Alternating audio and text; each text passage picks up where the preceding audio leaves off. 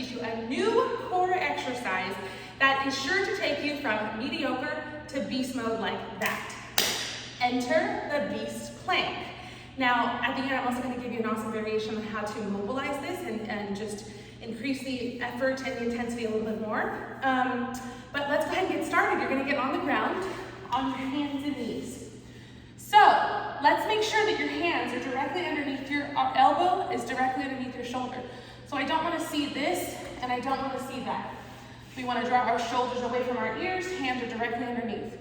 Toes are tucked, but here's the difference that you're going to need to make to really make this move awesome, we'll call it, is instead of having your knees directly under your hips, I want you to back them up just a little bit.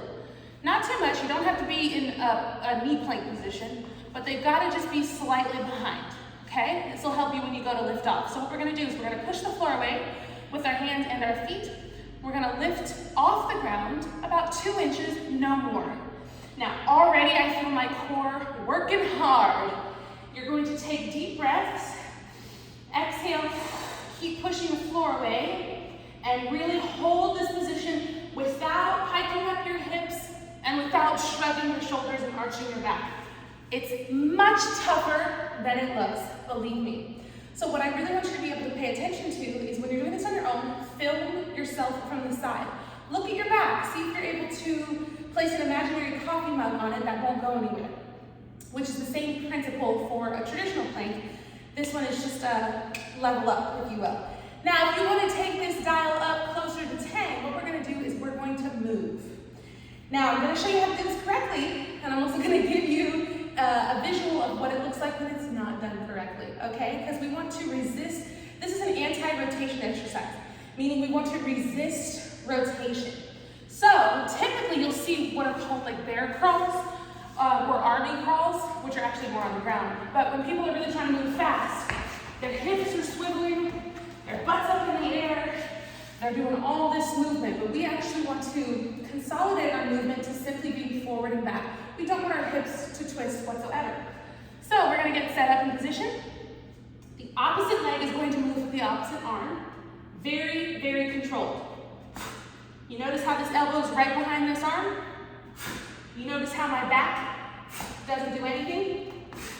It stays like a moving tabletop, one of those sliding, like a sliding drawer. This is good for you. Now, what I want to show you is from the front what that looks like, because you should also imagine that because you're just moving straight, if you had 2 walls on either side of you, you'd be able to go directly in between them without veering off path or swiveling too much where you would knock into them. So from the front, it looks like this. You're gonna lift off. And now also pay attention to how I breathe. I breathe with every move because my breath is gonna help me keep my tension so I can help keep my technique. Now last thing, if you really wanna take this dial up past 10, depending on what is programmed for you, it may be written for you to do this in the reverse. The reverse is so hard. So master the getting in, holding in place, and moving forward so you can really pay attention to what it feels like if you're not doing this, if you start to fatigue and then your form starts to falter. So going in reverse is hard in anything in life. Walking backwards, putting in your car in reverse, it's harder because you can't see where you're going. But we're going to move like athletes, and professional athletes at that. So exhale. Opposite. Oh, you see, I did it wrong. That's the same arm, same leg. Look at that. Everybody has their own things and everybody has practice to do. So I'm going to get set up properly. Opposite. Opposite.